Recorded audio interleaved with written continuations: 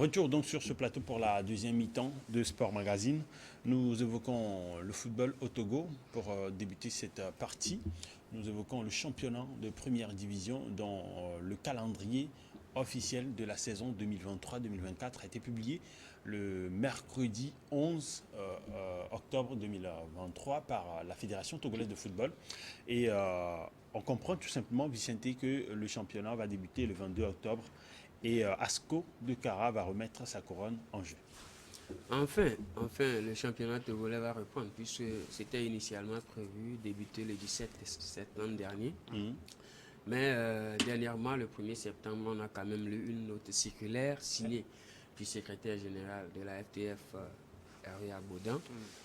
Une note circulaire dans laquelle on peut lire, on peut constater que le championnat va enfin débuter ce 22 octobre. Mais la question ou les questions qui se posent, est-ce que les clubs sont prêts? Est-ce que les dirigeants La sont grosse prêts? interrogation. Est-ce que les états-majors de ce championnat sont prêts?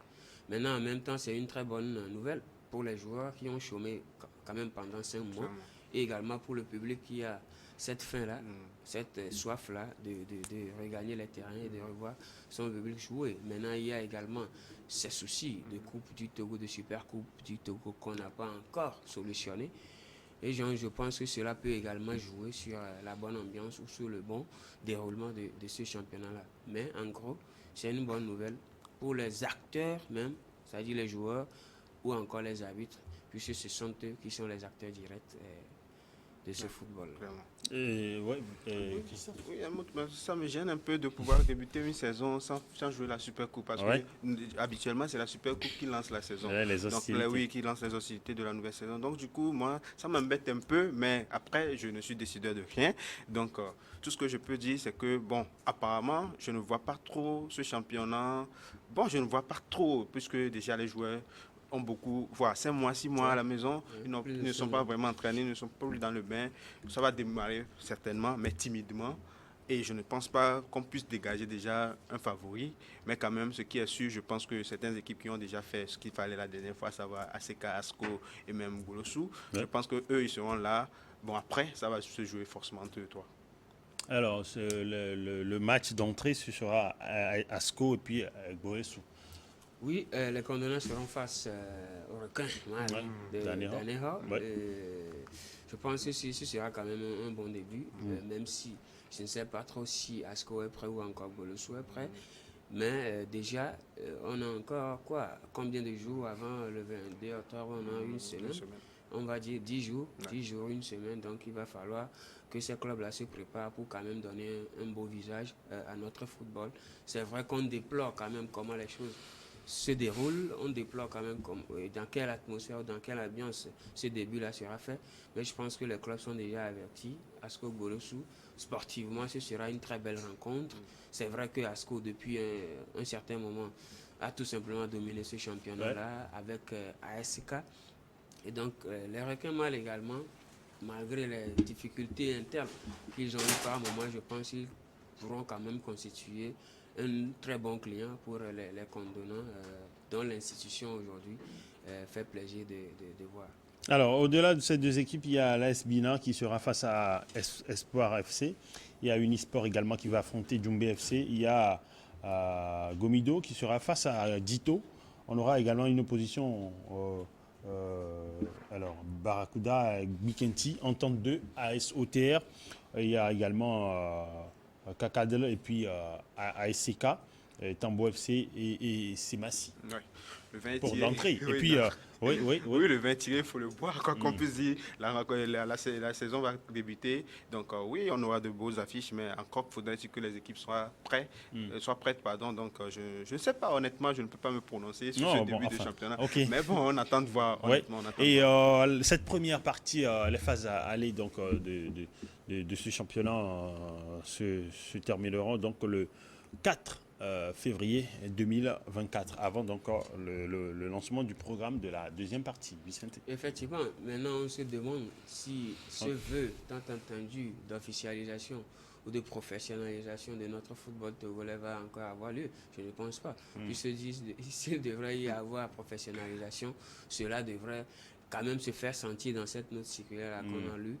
Malheureusement, cette officialisation-là n'aura pas lieu, on attendra encore peut-être quelques années ou quelques mois. Comme l'a dit une de nos légendes du football il y a quelques jours, le Togo n'est pas prêt pour une professionnalisation, parce qu'une professionnalisation suscite beaucoup de moyens et beaucoup d'infrastructures. Le Togo n'a pas d'infrastructure, il ne faut pas concevoir la face. On n'a pas d'infrastructure hôtelière, on n'a pas d'infrastructure sportive, on n'a pas tout ce qu'il faut pour tout simplement entamer ou aborder cette officialisation-là, puisqu'il s'agira des contrats professionnels signés par des joueurs. Mais aujourd'hui, le constat est qu'il y a 90% des joueurs qui ne sont pas sous contrat dans leur club, puisqu'on a eu quand même 5 mois de répit.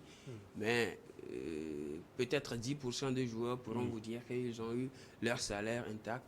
Donc tout ça là complique la situation, et cette officialisation là peut-être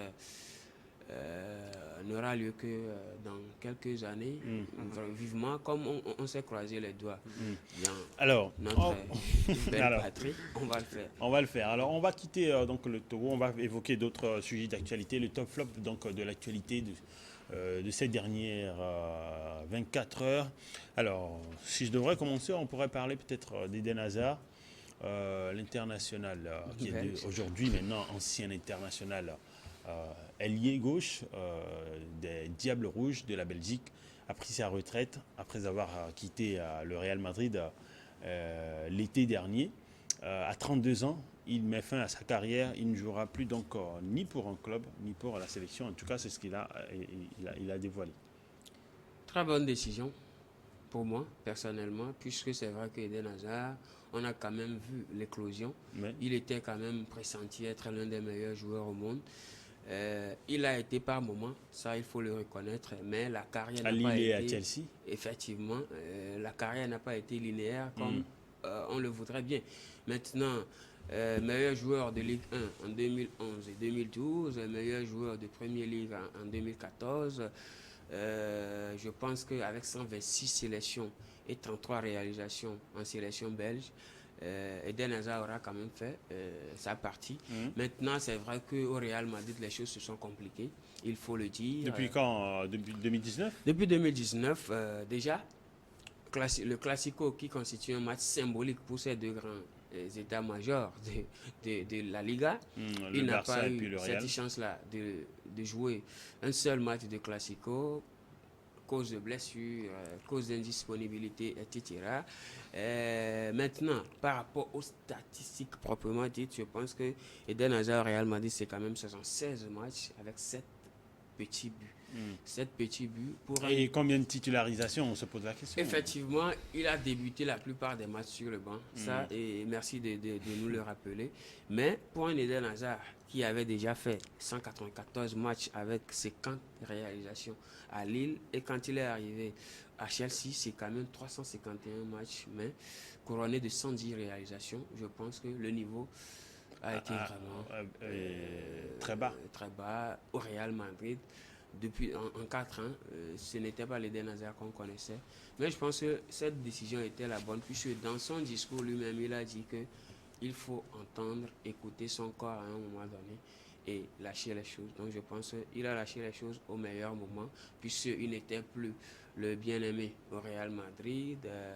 En sélection, le 22 décembre 2022, il avait déjà quitté la sélection. Donc je pense que ce qui restait à faire à Eden Hazard, c'était quand même de se retirer du football international, parce que même pour les clubs qui le voulaient, c'était compliqué parce que son salaire ne le permettait pas.